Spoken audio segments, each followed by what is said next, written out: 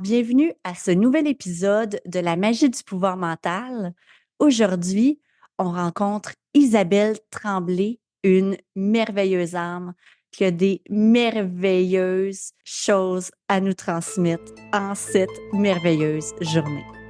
Bienvenue au podcast de la magie du pouvoir mental.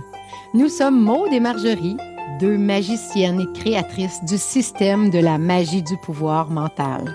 Nous avons créé ce podcast pour faire connaître au plus grand nombre le grand pouvoir que nous avons tous sur notre mental, pour mettre plus de magie dans nos vies et créer notre vie rêvée. Oui, c'est possible pour tous. Attends-toi à ce que la magie se manifeste dans ta vie. Alors bonjour Isabelle, je suis vraiment contente de te rencontrer enfin, parce que je t'ai rencontrée en fait sur les réseaux sociaux, mais là je te rencontre en vrai et je suis vraiment contente parce que on vient de faire une entrevue sur ton podcast, mais là on en fait une de mon côté et toi aussi tu as quand même un parcours de vie atypique. Oui, pas mal. Ben, tout à fait. Je vais commencer par te dire bonjour, Marjorie. Merci sincèrement de me recevoir aujourd'hui.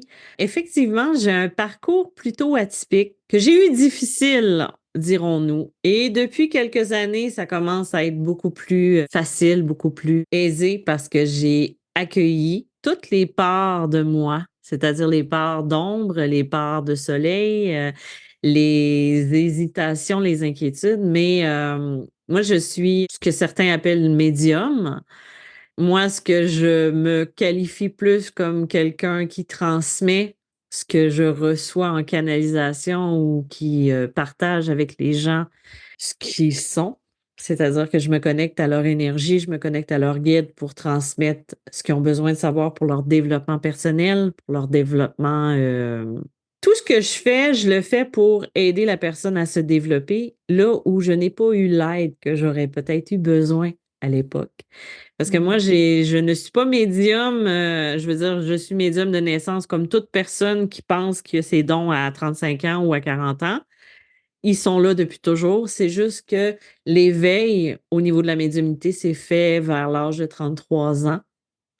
Avant ça, ma vie a été une succession ce qu'on pourrait dire, si on n'a pas évolué, d'échecs, tout ce qui fait qu'on a de la difficulté à avancer, tout ce qui est dur, tout ce qui...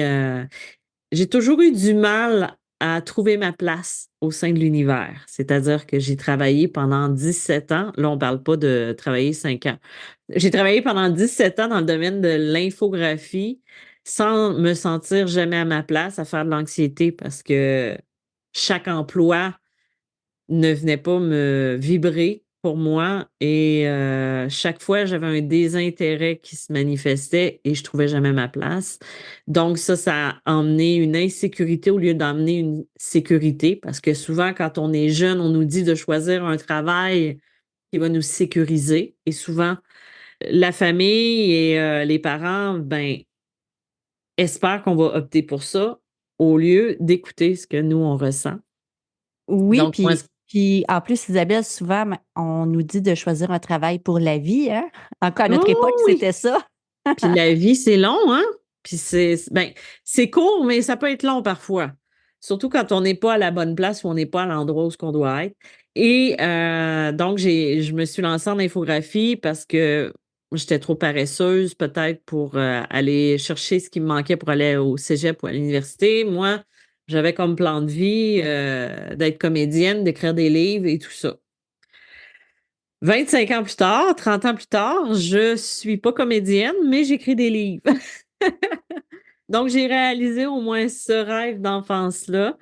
Mais c'est ça, quand je me suis lancée en infographie, j'ai pris le cours qui était le plus proche, qui était ce qui amenait, je pensais à l'époque, le plus de perspectives d'emploi. Et je me suis carrément engourée. Je me suis trompée.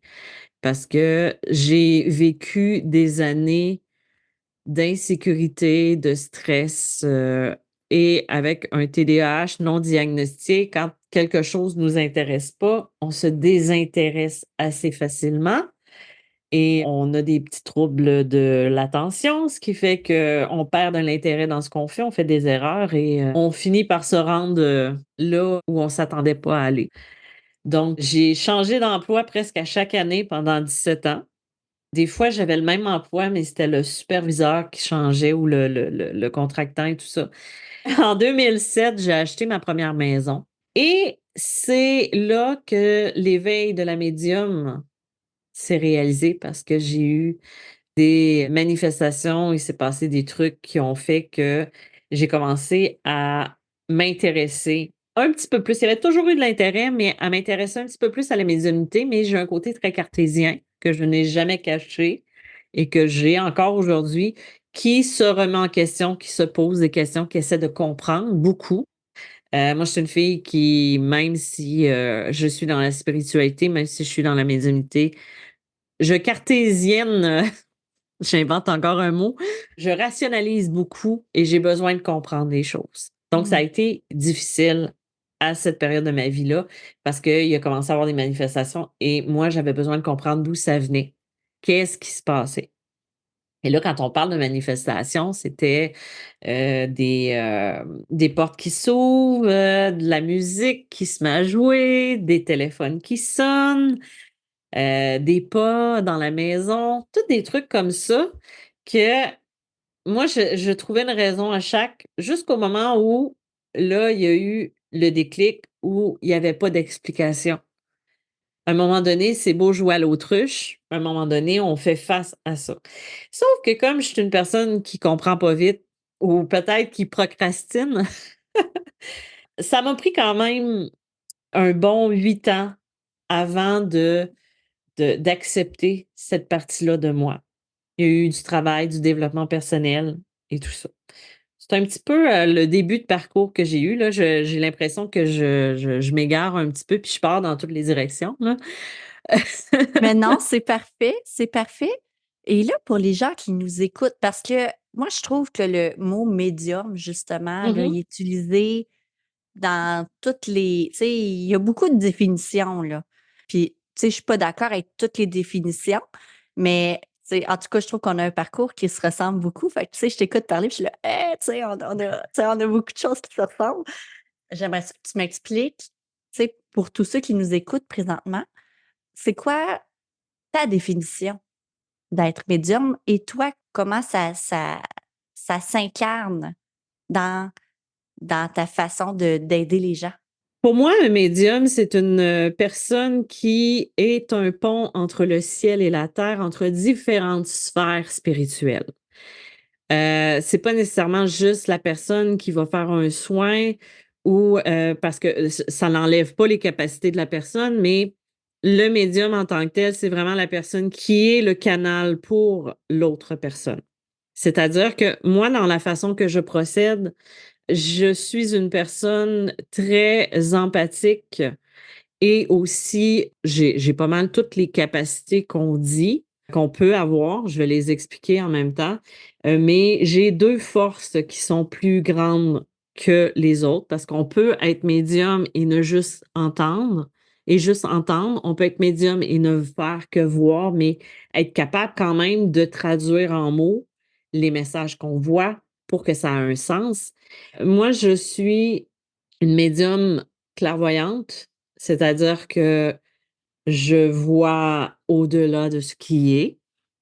Je suis empathique avec les vivants, mais je suis clairvoyante aussi avec les défunts et je suis 2 trucs que j'utilise parce que moi, ce que je vais revenir un petit peu à ce que quelqu'un m'avait dit, puis tu vas comprendre pourquoi je fais cette distinction-là. Quand j'ai, découvert mes capacités, quand j'ai commencé à accepter, pas découvert, mais accepter qui j'étais, parce qu'il y a eu une grande dualité dans ce que j'étais. On me disait, on essayait de me cataloguer. Ah, toi, tu es médium clairvoyante, tu vois, parce que oui, c'est vrai, je vois. Je vois des choses qui vont arriver, je fais des prémonitions et tout ça. Sauf que j'ai pas choisi de travailler avec cette capacité-là. Je l'utilise pour les communications avec les défunts, puis à travers d'autres trucs, mais ce n'est pas, je fais pas du tirage de cartes. On va dire ça comme ça. Mais je pourrais si je voulais, mais c'est pas quelque chose qui m'intéresse. Moi, ce que j'aime, c'est travailler avec les gens pour aller canaliser qui ils sont, aller gratter les bobos, pouvoir les comprendre, les travailler, les libérer aussi. Quand je parle de bobos, c'est les blessures, bien sûr, dépendant d'où on nous écoute. Et donc, quand j'ai accepté, moi, je suis télépathe aussi. C'est-à-dire, ben, j'ai de la télépathie, j'ai de la clairaudience, mais la télépathie, c'est comme ça que je travaille le plus souvent avec les gens, c'est-à-dire que je me connecte à leurs défunts, à leurs guides et je transmets ce que j'entends. C'est-à-dire qu'on me parle et non, ce n'est pas une grosse voix qui fait Hey Isabelle, je suis en train de te transmettre un message. Non, ce n'est pas comme ça. C'est plus ma voix qui se fait plus insistante avec des mots que je n'utilise pas dans un vocabulaire à tous les jours. C'est-à-dire qu'on me transmet des mots, on me dicte des choses et je le transmets à la personne. Ça me permet de transmettre à la personne les messages qu'elle a besoin de savoir. Je vais puiser dans ses vies antérieures, je vais puiser dans des choses qu'elle-même n'a pas partagées avec d'autres. C'est-à-dire que je vais au-delà des secrets. J'irai pas voir le secret de la personne qui trompe son mari puis tout ça. Non, ce que je vais aller voir, c'est les blessures, c'est les insécurités, c'est qu'est-ce qui coince à Oui. l'intérieur. Moi, Qu'est-ce j'ai qui est accès. caché? Qu'est-ce qui est caché puis Ouais. que la personne présentement, elle voit pas? Donc, si je Mhm. comprends bien, c'est de mettre en lumière Exactement. l'ombre intérieure parce que d'un coup Mhm. que on la met en lumière, ben, il y a déjà un énorme travail qui est fait. Et souvent, quand on va aussi, parce que des fois, on a besoin d'aller voir les vies antérieures parce qu'il y a ce qu'on appelle, c'est pas le terme que j'aime utiliser, mais des fois, on se dit, j'ai un karma de merde. Je sais pas pourquoi, j'ai toujours le même truc qui revient. Ben là, moi, je me connecte à tes guides, puis tes guides me racontent ton histoire à travers tes vies antérieures. Et là, souvent, la personne va me dire, mais c'est parce que tu es en train de me raconter ma vie actuelle. Sauf que moi, je te vois pas dans cette vie actuelle-là. Je te vois en 1500 ou en 1460 avec une robe médiévale ou peu importe, moi, je mélange les époques. Euh, je te vois, ce n'est pas toi ou des fois, tu es même un homme.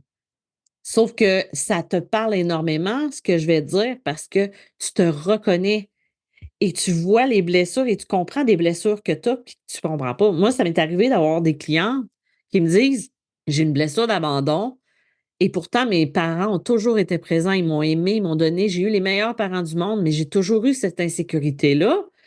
Et là, tu viens me dire que dans cette vie-là, mon père m'a abandonnée parce que il pensait que ma mère l'avait trompé.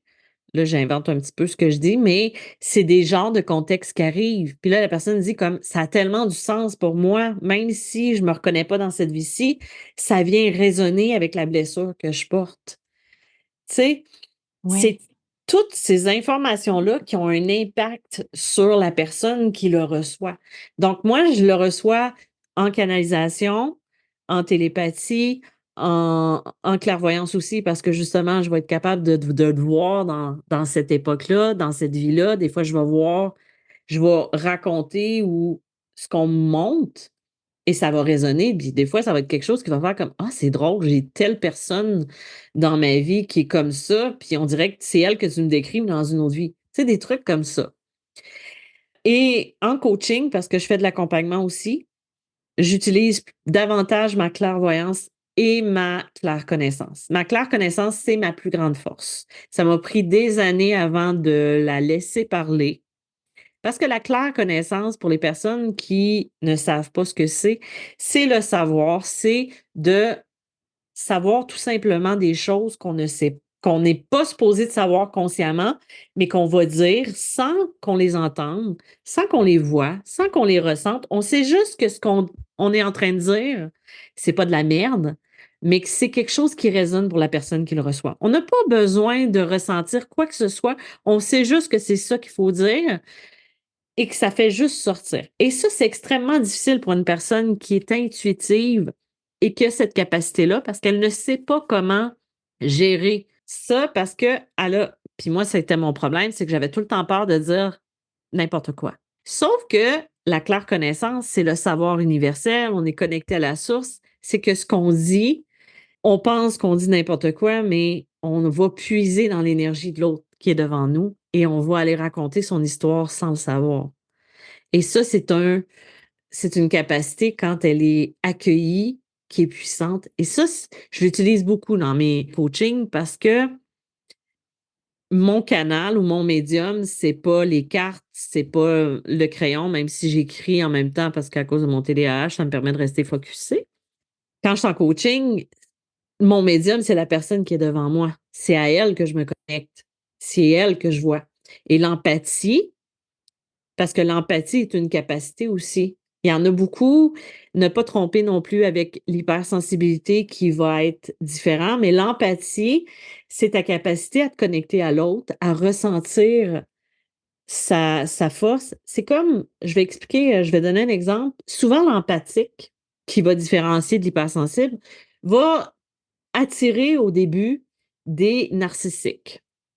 Il va attirer beaucoup de narcissiques, sauf que là où ça coince avec parce que le narcissique, lui, il pense reconnaître un hypersensible, donc il va aller s'accrocher à elle, il va, en tout cas, tout ça, puis il va essayer de la manipuler, tout ça. Sauf que l'empathique, il voit clair dans le jeu du narcissique après un moment, parce que là, il réalise que quand il apprend à capter, à canaliser son énergie puis ses capacités, bien là, il va se rendre compte que, wow!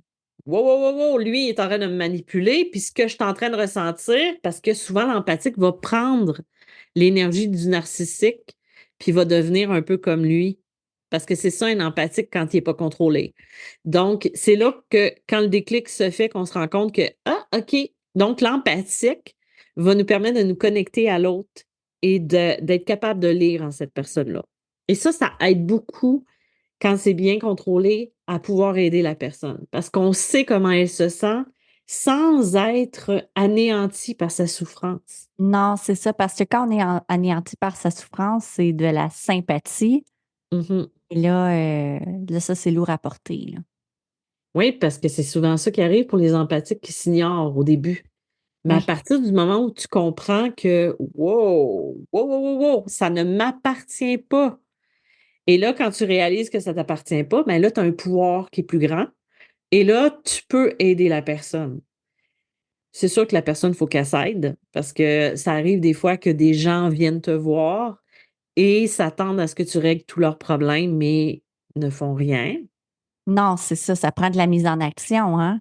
Nous, on n'arrête pas de Exact. le dire à tout le monde, les gens qui se transforment, les gens qui ont des changements dans leur vie, c'est ceux qui vont mettre en action des choses. Parce Mhm. que si tu bouges pas, ben, il y a rien qui bouge, là, tu sais? C'est exactement ça. C'est la même chose au niveau médiumnité, spiritualité, développement personnel. C'est trois piliers qu'on doit travailler ensemble parce que tu ne peux pas développer tes capacités si tu ne te développes pas toi-même. Non, non, tout à Parce que fait.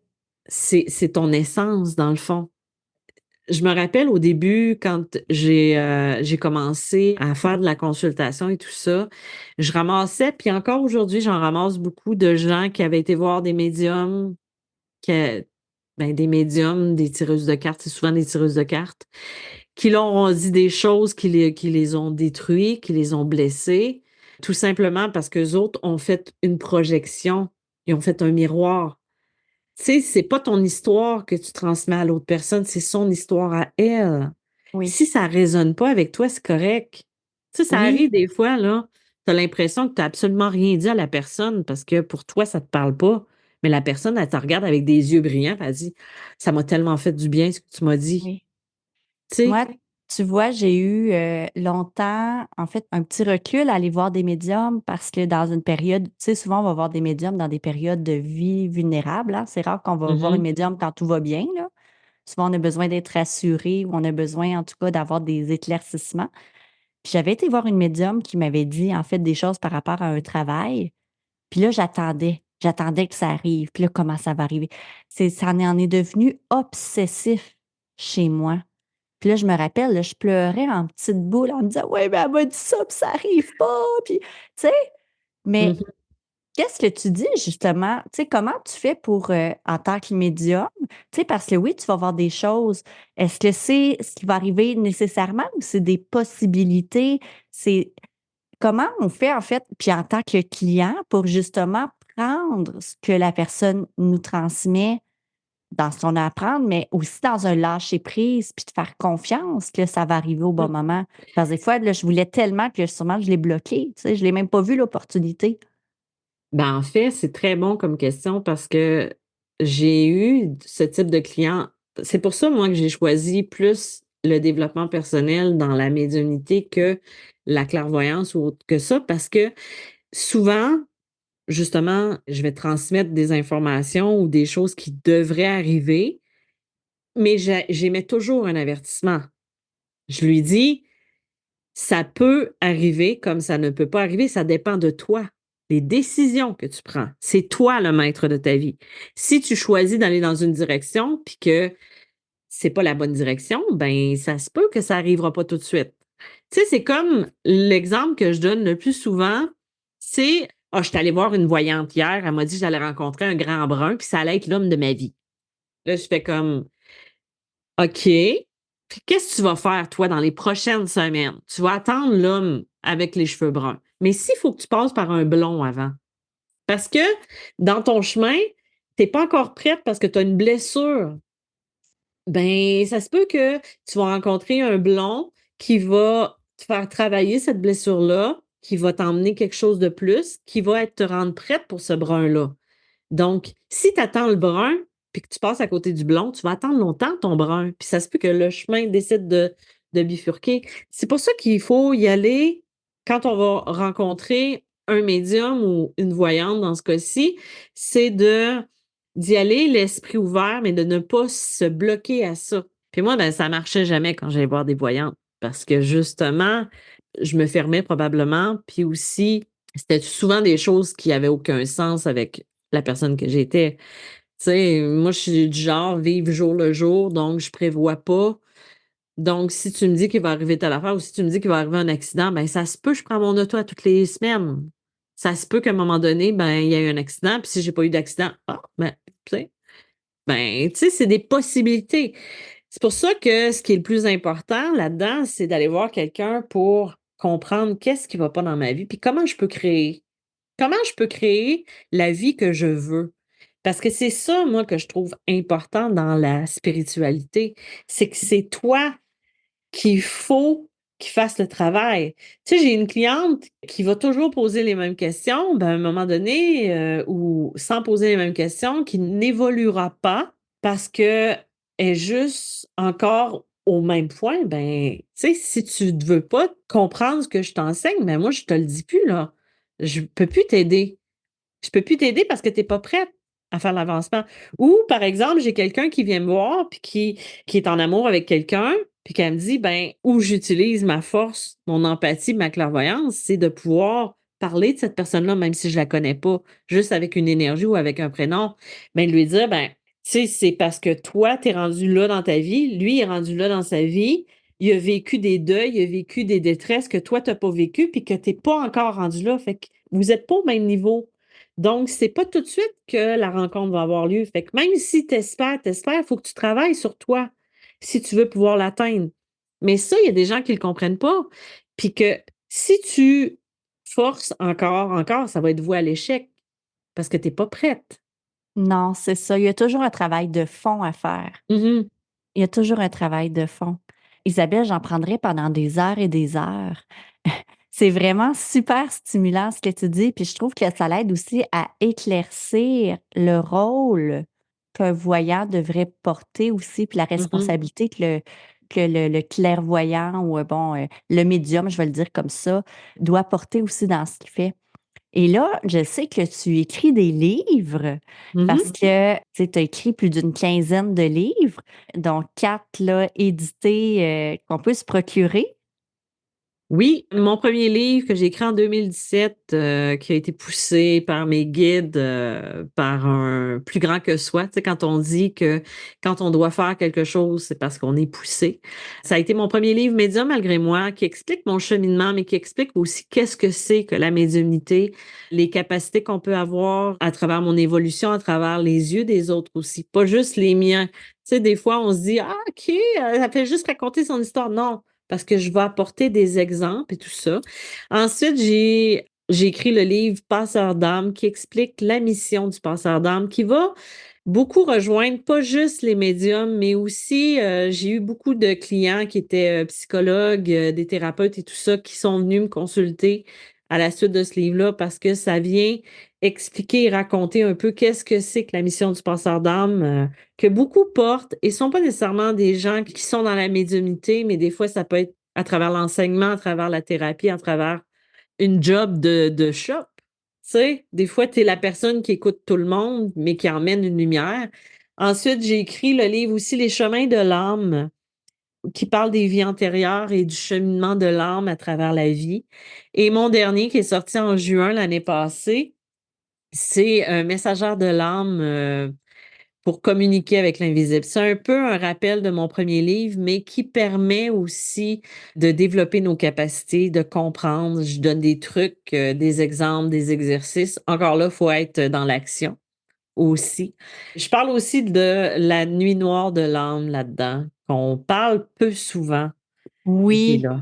oui, tellement. Puis ça va être ce serait un super sujet à explorer dans une prochaine entrevue, vraiment, Isabelle.